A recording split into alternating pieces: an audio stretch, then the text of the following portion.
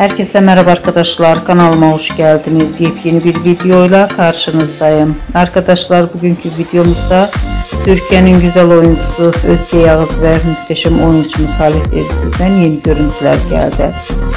Qeyd edək ki, serialın başrollarını Halit Özgür Sarı ile Özge Yağız'ın paylaştığı muhteşem dizimiz Gözleri Karadeniz dizisinin yeni görüntülerini sizler için YouTube kanalımda video halinde sunuyorum.